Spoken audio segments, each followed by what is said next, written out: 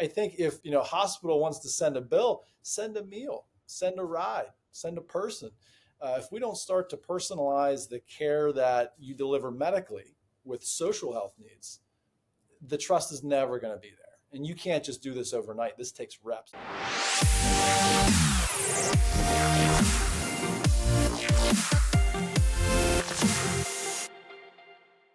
Welcome back, ladies and gentlemen, to another fabulous episode of Healthcare Trailblazers podcast. I am intrigued and excited to be sitting here today with both Allison and Brian. This is going to be the first full team podcast interview, so excited about that as well. But Allison and Brian have a really interesting partnership around Allison's company, RIP Medical Debt.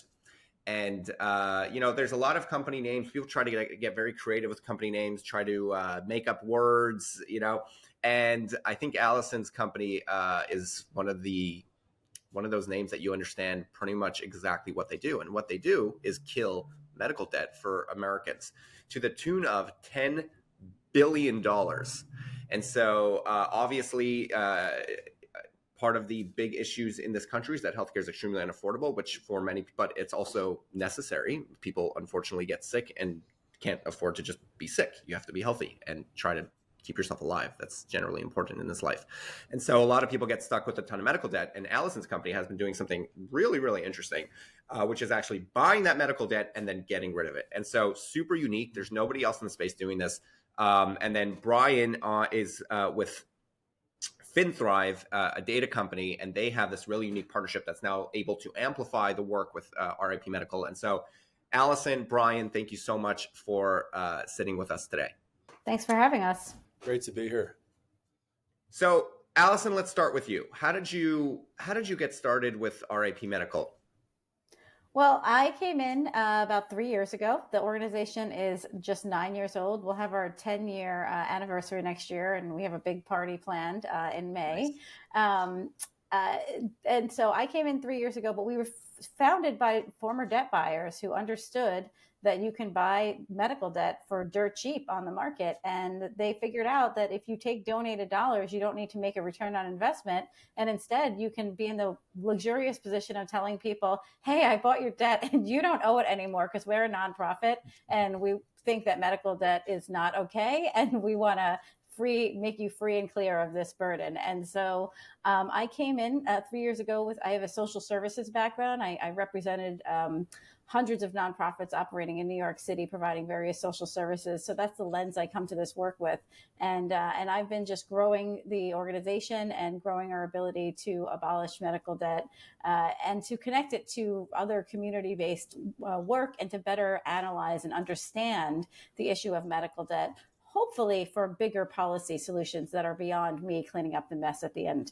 So interesting. So before we get into RIP Medical, I actually want to take a step back because let's talk about the actual business of medical debt before we get into what you guys are doing. What is the business model from a business perspective of buying medical debt? What does that look like?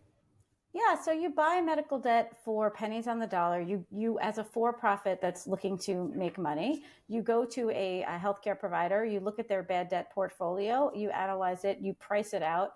It's very cheap because the individuals who owe the debt can't pay and don't have the means. So you price it literally like $1 buys on average $100 of medical debt. So think about that. You're buying like these huge $1 million portfolios for very little money, but you have to make your investment back. So let's just, come up with a case scenario. You buy $300 million of medical debt and you spend $1 million, right? Like anything that you recoup from that back is profit.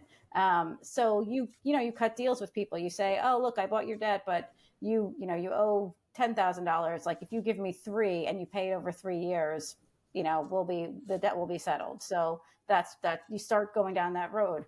You also can start to garnish people's wages. You can take them to court. You can put liens on their homes. You can do various things depending on where the person lives to recoup your investment. And so that's really how the model works.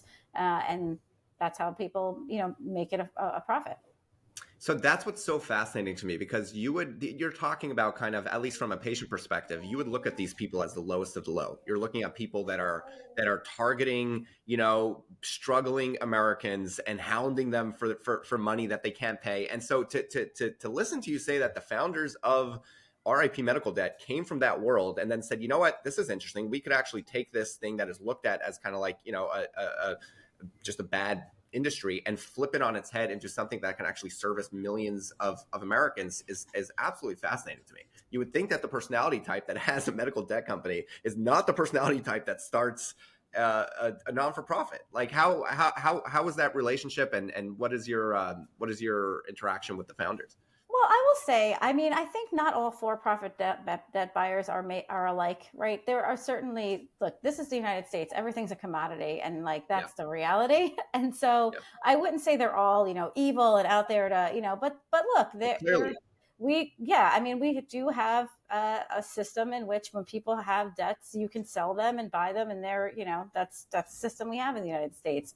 And so I think that people who collect on debts, like they're in an unfortunate position, but they also, they're influenced by the stories that they hear from people. People, they're on the phones with individuals saying, I really want to pay this debt. I can't though. This is what else is going on. And I think that wears on you after a while. And I think that's what happened with our founders, that they realized that it was really difficult, that this wasn't a personal failing, that people weren't, with medical debt in particular, people weren't trying to escape their personal responsibility. This wasn't an issue of that. This was the system is broken, and someone got sick and they couldn't have better insurance. They wanted to, but they couldn't afford it. And they're stuck in this situation where they now owe this debt, and they're, probably not healthy. So you have two double whammies at the same time. And I think they really understood that they could take advantage of that knowledge and flip it in this really important direction. Yeah. Super interesting. And so before we kind of dig more into the work that you're doing, and then where the partnership between Allison, yourself, and Brian, I'd love, Brian, where did you get started, and talk to us a little bit about Finthrive? Yeah, Mendel, this is a really interesting conversation that we're going to get into, because Allison's tackling huge things. Also, she's changed policy. We'll talk about that, I'm sure. But my background predominantly has been with the health plan side of our ecosystem. Worked a number of years with Highmark Health, many years with Cigna across the entire U.S. and developing local markets, and a little bit in the nonprofit world and the specialty drug side of Walgreens. So I've kind of touched a few different corners. In the last several years for me, about maybe the last 3 or so, I've gotten more into public health research from a qualitative standpoint to try to become more of a next generation public health impact player, not just doing research that's put on a shelf or put into a corner and not really activated. So a lot of my work is examining how our U.S. healthcare system is, I'd say, highly malfunctioning and still operation. There are different components that definitely need more grease and more things to get the wheels churning in a more productive way. And from a data perspective, we've had a huge gap between seeing what the outcomes are. We always say outcomes, not the journey. And from a clinical perspective or point of service only, there's a whole nother world that's happening outside the physician's office, emergency room, that we need to start looking at, and that's socioeconomic data. It's non-clinical data. It's showing what's happening in the individual's life, the household, the community. Those are all of the eminent influencers on someone's decision-making, behaviors, and the journey that lead to certain outcomes. But we can change those outcomes if we start to address things upstream. And a lot of our partnership is identifying those challenges from a financial standpoint, but there's so many other measures that are hitting someone's financial situation and economic status in the U.S. So when you say identifying those upstream issues from a financial standpoint, what does that look like? How do you identify, and what are the issues that you find yourself identifying? And it's not just looking at bankruptcy or liens and judgments, but it's also looking at the other factors too that are touching someone's financial health. So it's criminal activity that is of the individual or in the home or in the community, street level, neighborhood by neighborhood. We do a lot of zip code +4, +9, +11 analysis. Everyone has a zip code, 11-digit number associated with you when you get something coming into the mail. So when you look at that detailed level, there's other things that are touching it. It's your education, the construct of your home, single parent home, mixed parent relations. Of course, race is a big impact, preferred language, gender, ethnicity. And then it's also who's passing away in the home, closest to kin. These are all adverse life events that directly, in terms of what we see from an economic stability standpoint, across a lot of different researchers, is what is determining someone's financial health. So when they come to an ER, if they rack up a large amount of debt, they have a long stay there, that debt they may not be able to pay. But just like Allison said, it's not because they can't pay. They don't have the means to. They don't have the resources. They don't have the support. There's a lot of other factors that I think healthcare has been blind to for many years, knowing it, I guess, but maybe just turning ahead to it and saying, we are healthcare providers. We are not social workers as an infrastructure. We're not financial advisors. But now we're in a very interesting emerging place that this has to be put together. So it is the financial piece. It's all the other economic variables that are giving that view to what that financial outlook is at the moment. Fascinating. So would it be correct to say that, simply put, you guys are basically collecting a ton of data with the purpose of spitting out intelligent facts that would inform about other issues going on in a patient's life that are then leading to poor health outcomes, like contextual health issues leading towards trying to have a whole health mindset when it comes to patient care? And so that's kind of the insights that you're providing.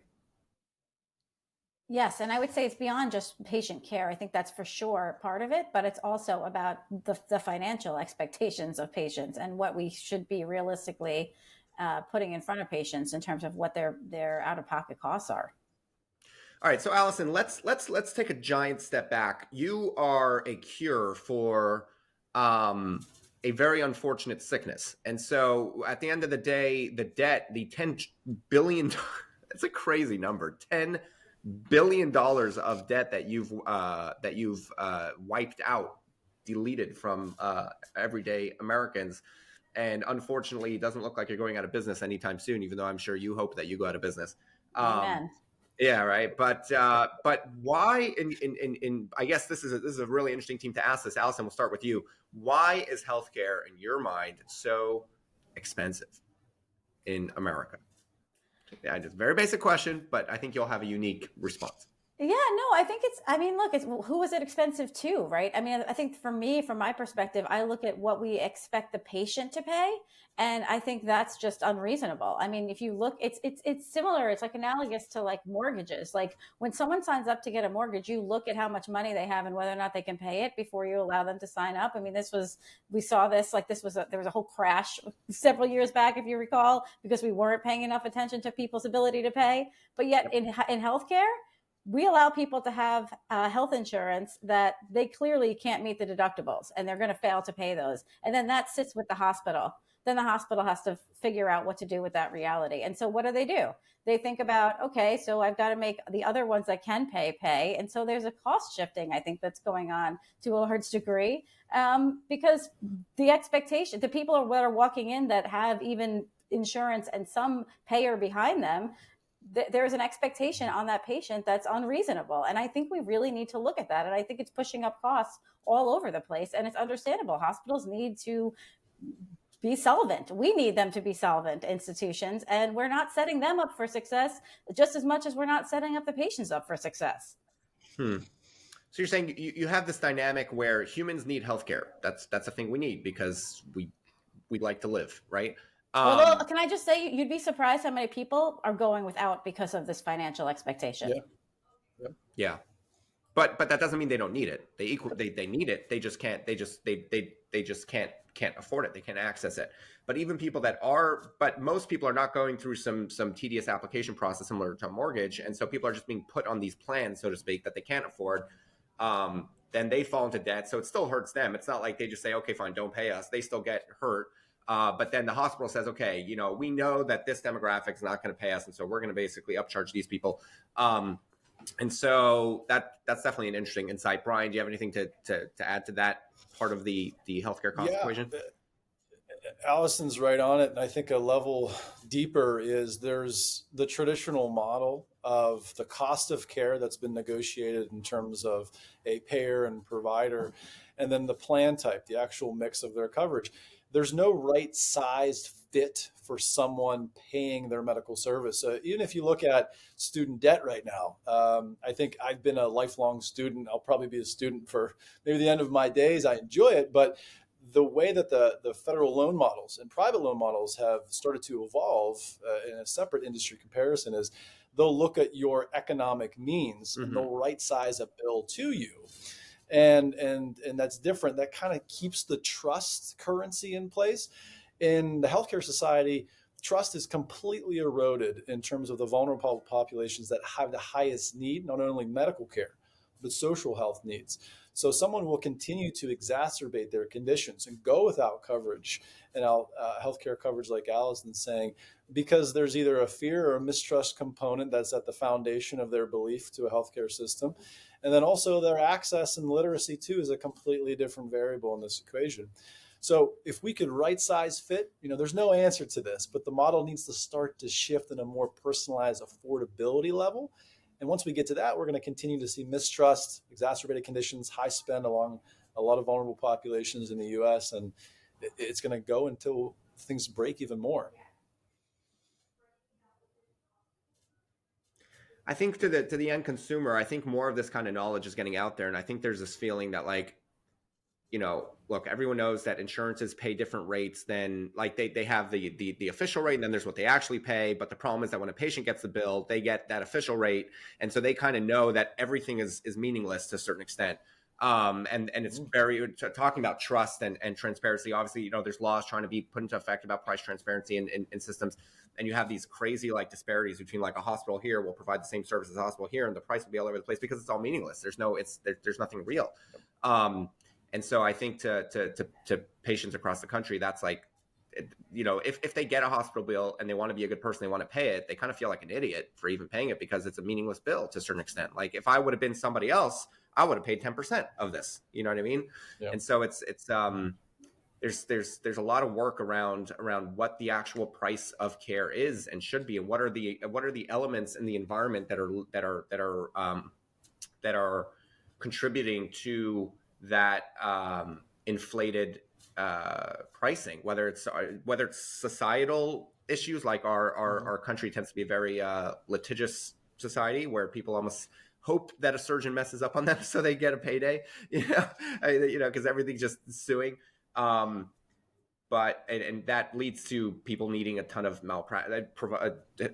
healthcare providers and doctors and systems needing a ridiculous amount of malpractice insurance, which then raises the cost. And so, but you're raising a really good point. I think there's two things going on here. On the one hand, we expect patients to be consumers and to try to figure out, there is this expectation of shopping for healthcare, which is insane and makes zero sense. How am I supposed to know what the difference between a colonoscopy in one place is versus another and assess quality? Why would anybody have a sense of what that should be? So there's this expectation that we're these sort of consumers of healthcare. And then at the same time, we're not even really the payer. My insurance company is the payer. So why am I shopping? It doesn't really make a whole lot of sense. And yet we have those two things that are butting heads at the same time. So of course it's confusing. And it'll make you nuts, which is why people walk away from the whole thing if they can avoid it. And I think you make a really good point, Brian, that ends up driving up the cost because people ignore things, not only because of confusion, but because of the fact that they're scared they're going to end up with a bill that they can't afford. And they just sort of do homeopathic and thoughts and prayers. It doesn't work.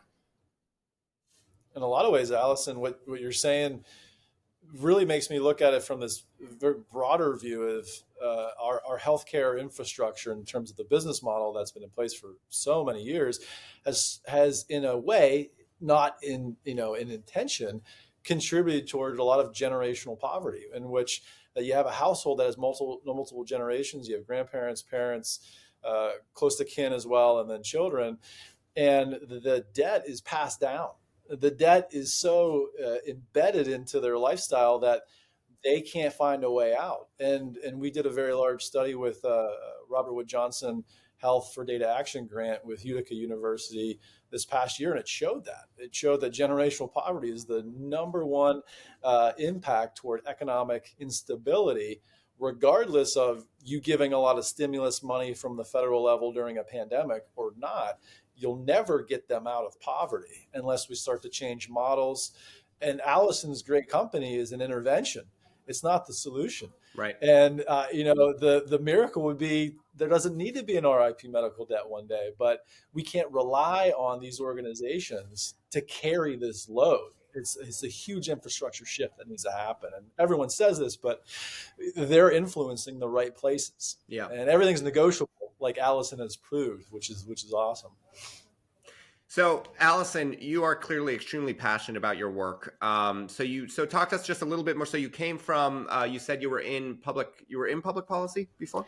Well, I represented social service providers in New York City that are providing like homeless shelters, after school programs, a lot of the people that are working on these other social determinant of health issues, working within communities. And I represented their interests to government, basically trying to get them better funding so that they could actually address some of these social determinants of health. What I see happening, frankly, in healthcare also is, the hospitals are saying, wait a minute, people are coming into our doors because of all of these, and this is what Brian's talking about, all of these social determinants, these other factors that really aren't, that are causing health results, but aren't things that hospitals are set up to do, and they're not social workers. But I will tell you that in the United States, the way that we fund these other preventive measures and things that will get ahead of these social determinants is terrible. I mean, we have these really crappy contracts that we give out to these nonprofits that are underfunding them, and they're living, moment to moment. They have no margins for error, and we're expecting them to solve, these huge poverty-related issues. And then the hospitals are increasingly looking to partner with them, but they're not in a really well-financed position to even honestly engage in good conversations with, like, they don't have the staff to even make that connection well enough to the hospitals. We do see examples of that for sure, but it is a really uphill battle. Yeah. Yeah, and that brings me to something that I always find fascinating. And Brian, I'd like to start with you from a data perspective. Then Allison, I'd love to hear from a human perspective. But whenever I go down the rabbit hole of social determinants of health, contextual health issues, the longer the conversation happens with whomever I'm talking to, the issues get bigger and broader and bigger and broader and bigger and broader until it's so overwhelming that it feels like it's like, at what point are you just trying to, parent every American and tell them, all right, here's a good job for you. Here's this, here's that. Like, cause you got to fix so much. You're talking about somebody that's like, they've got, like you said, multiple generations living in a house. They some of them are in poor health. Maybe they're living alone. It could be various different things. They're in a neighborhood that they're afraid to walk down the street to go to the supermarket. There are no supermarkets. There are no gyms. Like, there's, and so you're like, okay, so what do I do? Do I pick this person up and move them to, like, at what point does it become like how do you deal with a real conversation with making it bite-sized and actually actionable? And so Brian, I'm sorry, that was a lot, but it's even overwhelming for me right now. So what you're feeling is real, Mendel. And I think a lot of health plan, integrated delivery network, and healthcare systems are feeling those same things. They may have a large bucket, 7 or 8 figures of dollars dedicated to a health equity initiative, whether it's programmatic or it's a change in workflow. And I think traditionally those programs have always been seen as like civic affairs, good PR, good community work, especially with Blue Cross Blue Shield licensees. They're embedded in the community. They should do these types of community health projects and programs. That's been the soft play for a long time. And now it's really, I think you got to leverage different data. You have to be a data athlete right now, and you don't have to be a technical expert. I'm not a technical expert, but I've learned from a great body of researchers, and this is where public health needs to take a next level outside of their research world and actually become more application practitioners than anything. And I think when you look at UPMC, great example. They've done pathways to work programs. If you look at SCAN, they've done a lot of work actually with RIP medical debt in terms of donation. Now is where we have to start to look at our population. Don't tackle everything, but start looking at what are the most challenging needs that is healthcare spend related, that is generational poverty oriented, and start to either put programs in place or the right partners to come in. I think health plans and IDNs have to realize you don't need to do it all. CFOs in particular, don't ask for an ROI. Your responsibility is being part of creating that ROI for the next generations of healthcare practitioners, of your leadership. You have to be along the journey and not just pound your desk and say, show me the value. You got to be creative and be a part of it. And I think a lot of the new CFOs in our generation are starting to take on that role and being more of a data athlete, partnership oriented. So that's what everyone's facing across the ecosystem at that executive and SLT level. They got to find the right things to work on, pick a few and start to show progress, get enterprise buy-in, get the partnerships, make people come in and help you and not pitch to you, but show you what they can do and be willing to adopt it. So that's what I've been seeing. And that's what I'm hoping that a lot of our leaders across the ecosystem is going to be doing. Yeah, great answer. And Allison would love, the only thing I would add to that, Brian, is that hopefully, especially as we move towards more risk-taking and value-based care type agreements and environments, you can actually make it make sense for the CFO in the sense of it can actually have an ROI, so to speak, because you put their brain in the space of what can I spend in the smartest way to stop patients from coming into the hospital, from being from lowering their utilization. And then a lot of these things start all of a sudden becoming an ROI, because at the end of the day, these organizations are not charities, right? And so but yeah, great insight there, Allison. From you know these vendors, you know the people, you know the players. You're coming from that space now. You're deleting medical debt. What's your advice to someone trying to tackle social determinant issues? I mean, I really like the health collaborative model. These popped up across the United States, I think largely because of value-based care. It's basically a table where the local various healthcare hospital systems come together along with community members and think about which issues they're going to prioritize, which things they're going to tackle. Local government has to be at that table as well. There has to be a place in which you're working together and collaboratively to see what already is going on and to work on an issue. We've actually been working in a couple of places to bring medical debt because we think, from our perspective, it's an easy win what we do, right? So for a community and a health collaborative in particular, like you work with us, we get the hospitals to sell us their debt. We raise the money locally and we do the debt abolishment. But through that process, to Brian's point, we get some information, we get some data, we do some analysis, and we tie that medical debt and those experiences back to other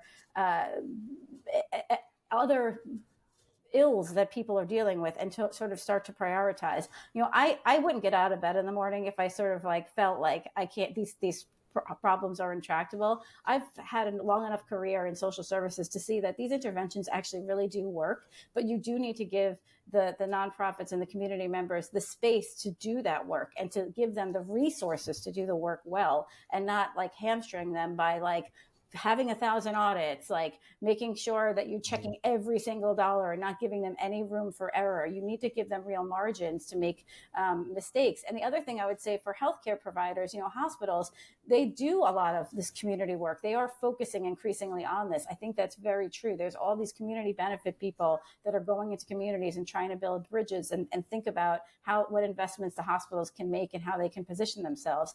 Those same people need to also connect, I think, to the revenue cycle folks and be cognizant of how revenue cycle shows up for these communities and how it's hurting them. The approaches that hospitals take matter to how they're deciding to collect or not collect or provide charity care to individuals. And I think there's a real disconnect between those two parts of the hospital. And I think there's a real opportunity if we bridge that.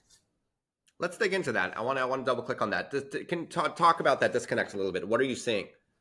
Well, I mean, I see a lot of people that are empowered in hospitals and paid to do community benefit work, to think about what are the needs of the community we're working in? How can we address social determinants of health? At the same time, I don't see those people having regular and informed conversations about the tactics that their hospitals are taking to collect debts from individuals, the pieces that they owe. And so when they go to these same community members and they say, I'm really having a hard time building trust, and I don't know why. And it's sort of well, because the people in the community are hey, my grandmother grandmother, had to go for an emergency. I took her, and now you guys are hounding me for money that I certainly don't have. And so that's why you're not building trust. And so I think we just need to connect the dots a little bit. Yeah. What would be, I can't think of one. I can imagine a bad tactic for collecting debt, which is hounding people to collect debt from people that can't afford it. That sounds pretty bad to me. What would be a good tactic? Presumptive eligibility. So that basically means is what we do at RIP Medical Debt. I mean, and that's what we use Finthrive data for. It's a perfect example of like how we're using them. I mean, and hospitals can buy their own data from Finthrive. You can go ahead and look at somebody's income, figure out what their income level is and whether or not they should be getting your financial assistance policy instead of making them look for it on your website and fill out the forms and go back and forth and figure out ways of excluding them. You presumptively look up whether or not they are eligible for your own rules that you've created, and then you send them a letter and say, we figured it out. You don't owe this money because you can't afford it. So we're not going to bother sending you a letter that's going to attempt to collect something you don't have. That makes a lot of sense. Exactly. That makes a lot of sense. It's like I think what would be even. No, go ahead, Brian. What would be even more, I think compelling too, on what Allison is saying is, this is like right sizing the affordability, right sizing the bill for the healthcare services rendered that a patient would need to pay. So this model is here. It needs to be adopted. What Allison's done with our data is so creative. I think the other side of it too is we work with a lot of federally qualified health centers, and the first thing that a lot of these centers do, and they're funded in different ways. Their model is different financially in terms of payment and patient care, but a lot of what these federal qualified health centers do in the state of New York that we've looked at is they'll address the social need first. Are you eating? Who's at home? How'd you get here? We'll bill you. Yeah, they'll get a bill. We'll figure out who's paying it. But how did you get here? They know if they address that up front, then their needs in terms of their spend and their actual health quality will start to shift. And there's the economic shift that only touches the household and the community, but the individual and the actual care provider. So I think if a hospital wants to send a bill, send a meal, send a ride, send a person. If we don't start to personalize the care that you deliver medically with social health needs, the trust is never going to be there. And you can't just do this overnight. This takes reps. So I love what Allison commented on. And it's just something I hope maybe a hospital will do one day. Hey, send something more than just the bill. Send something more than just the bill. It's a great line. Allison, at what point in your work did you come across Finthrive, and why did you think that there would be an interesting partnership there? Well, actually, the relationship was there when I walked in the door. I think we've just leaned into it a little bit more since I've been here and really thought more creatively about how this partnership can grow. And honestly, they're thought partners. Like, yes, we buy our data from them, and that's really important. And it's really important also that we have a trusted partner, because this is sensitive data, right? We have to make sure that we have a trusted partner that we are working with that has a good reputation and knows what they're doing. And that's actually even important to the hospital partners that we work with, right? When we have to talk about who we partner with to do the analysis. But, more importantly, I think, and Brian's a perfect example of this, they're thinking beyond the economics, right? They're thinking, what are people's income, what's their income level, et cetera. But they're helping us think about these broader questions. How can we get better information on race, ethnicity, gender, age, insurance level? Like, how can we do an analysis by zip code, and that can help you lead to a better understanding of what state policies are working better for people. Where are their problems? I mean, frankly, what we've seen is that in the South things are very different than, say, in the Northeast in terms of policies and how people are faring with medical debt. But you can dig in a little bit more deeper there, and then that can inform bigger policy decisions both on the macro level with government as well as at the more micro level at the hospital level.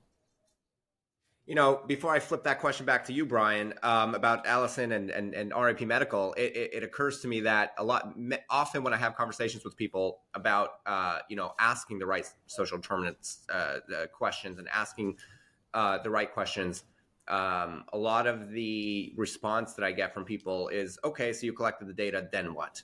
Okay, so now you understand that, and it seems to me like your partnership is the perfect it seems like a great combination between the two, where Brian with Finthrive, you're collecting a lot of that data, and then Allison, you are the then what, you're then taking that data and making it real life actionable. But just something that occurred to me while you were talking, Allison. But Brian, at what point did you come across, or maybe it was also a pre-existing relationship, but at what point did you lean into and really appreciate what they're doing at RAP Medical and understand that that relationship? Yeah, a similar scenario. I walked into the existing relationship, but what my background has, and I think Finthrive has allowed me to do, is take a lot of creative risks and start to really just create different things with good partnerships and good influencers. So RIP Medical Debt influenced a couple things that we've kind of spawned off now and launched because of the essence of their work, and also the big barrier to accessing socioeconomic data that's more credit bureau based. So we've launched the Data Humanity Lab. It's about 8 weeks young right now. We just put the website out. Great support from our acquisition of TransUnion Healthcare and their leaders, and our CEO, Heyman Goel, and John Yount, our Chief Innovation Officer. And really what we're doing is donating our tribute data, which shows all these adverse life events at the individual level, to academic affiliated medical centers, to higher academic research institutes, to health equity institutes, to have them actually put our data into use cases and help the ecosystem adopt it, and show that we need to start blending before NCQA and HIDIS measures maybe evolve and CMS starts to regulate some of these not only screenings, but applications of alternative data sets, non-clinical data sets. We're trying to get ahead of that curve and help others understand that if you adopt it now, you're not going to have to pivot quickly or see job loss or see a competition for grabbing the right vendors. You can start to play with these things now and get some momentum going into what's maybe going to happen in 25, 26. And this Data Humanity Lab is our attempt at giving away data that is expensive and researchers don't have access to it, and showing what you can do with it. So it's a learning lab. And for us, we get to learn the stories, and it kind of goes beyond data sales. There's a lot of other competitors out there. I think the best thing about what we've curated on our team is, one, we're willing to do donations.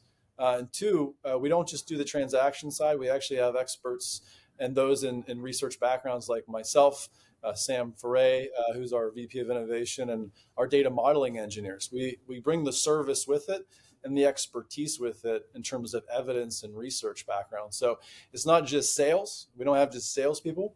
We have people that have actually used the data in an application or in research, and we can actually speak a little bit more intelligently to it. And Allison was a big influencer of us developing this lab along with some other partners, and we hope it grows through 24 and 25, and we can really show the rest of the ecosystem that whoever you are, contribute something to. Make it free, not health equity with the dollar sign, and maybe we can start to close some of these societal fissures. Incredible. Random question, Allison. Can health systems donate their debt to you? Absolutely. Yes. We've had a couple do that. I will say that is not generally what they do. Probably, can they get a tax write-off or some sort of incentive? Well, they're nonprofits, right? So there's not really taxes. Most of them are nonprofit. I mean, we do work with for-profit hospitals too, but I would say most of them don't donate it. But I think that's okay, because at the end of the day, a lot of them plow the money back into community-based programs or things like that, which is perfectly fine. Right. Now, I'd imagine from there's probably an entire hour-long conversation we could have around enabling and issues that come. I'd imagine that your services are not at the patient level; they're at the organization level, right? So after the patient goes through whatever process they go through with the system, that's when it hits your desk, and you're cautioning people that maybe they can be a little bit more intelligent about that process, so that the patient doesn't have to. If the patient is going to end up at your desk, they may as well not have to go through 100 soul-draining hoops before they get there, right? Well, and hopefully the idea is that less people end up at my desk, right? Like, I mean, that's really my goal, is to reduce like how many people we have to deal with at the end of the line, and to get a little more upstream, both by getting people better insured as well as, making sure that the hospital is catching them and being more maybe generous with their financial assistance to begin with. We go up to 400% of poverty, depending on where the hospital is. I mean, in some of the more like urban areas like New York City, the levels might be that high, but most of the country, it's, taps out at like 200, maybe if you're lucky, 300% of poverty. And frankly, like families are struggling at between 300 and 400% of poverty, especially with inflation. And that's important. And then I would just say, like, in general, people, what we hear from some of our constituents and the people that we're helping is that, that like they can't, sometimes it's not always so dramatic where it's like, well, I can't pay for food for my family. Sometimes it's like, well, I had to pull my kid from Little League or dance lessons. And like, that's not okay either. Right. That's the other, I guess, multi-generational issue that happens, that in not just the actual debt, like Brian, you mentioned earlier, but opportunities that are taken away from your children that would have maybe put them on a better path, or, that would affect their children, et cetera. So, well, and that has a mental health burden on the mother and the father, right? I mean, that's a real stressor when you can't provide for your family. And we see that bear out over and over again in the beneficiary stories, that the burden of having medical debt turns up in so many different ways, or the fear of having a cost that you can't afford. And it's overwhelming, and it's undermining people's health. I mean, stress is like a really big problem in healthcare. Yeah. Wow. Allison, who do you want to connect with you, and where can they find you? Okay, I want hospitals and other healthcare providers to absolutely reach out to me. We are happy to buy your debt. That's ripmedicaldebt.org. There's a specific place for you to go to if you're a healthcare provider on that website. And of course, I want governments who want us to work with us, as well as individuals. Anyone could be a philanthropist with our model. That's the beauty of it. $1 gets rid of $100 of medical debt. So you give us $5 and we'll get rid of $500 of medical debt. So go to our website, check us out, and help us put ourselves out of business. And I'll just add, I have on this other screen here, I have RIP Medical website pulled up, and through this conversation, they have a ticker. I recommend you go check it out. They have a ticker that's counting the amount of debt that they're wiping out. And just sitting here talking with you, Allison and Brian, I think you guys have gotten rid of about $2,000 of debt in the last, maybe it's $10,000. I don't even know, but it has gone up quite a bit since we started this conversation. So definitely highly recommend checking that out. And Brian, who should be getting in touch and where with Finthrive? Yeah, from Finthrive, you can see us on finthrive.com. Mendel, I'm a fan of yours. We run our own podcast. I went to the nines for you today, so I don't even dress like this on my own little show. But you can find us on Apple and Spotify too.